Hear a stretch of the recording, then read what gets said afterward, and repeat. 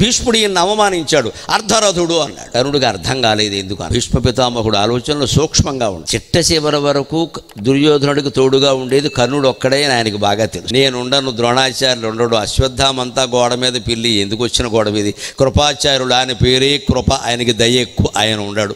మేము ఎవ్వరం దుర్యోధనుడిని గెలిపించలేం, జరిగేది కాదు, వీడు ఒక్కడే గెలిపిస్తాడు. వీడు ముందే వచ్చి యుద్ధం చేస్తే అర్జునుడు వీడిని చంపేస్తే ఇంకా యుద్ధం లేదు ఇక్కడ. అందుకని వీడు చివరి వరకు ఉండి దుర్యోధనుడి యొక్క నమ్మకాన్ని నిలబెట్టాలి. వచ్చిన యుద్ధం ఎలాగో వచ్చింది, జరిగేది జరగాలిగా మొత్తం అంతా అని ఆయన కావాలని ఆయన అర్ధరథుడు అని, అంతే తప్ప కర్ణుడిని కావాలని ఆయన అవమానించాల.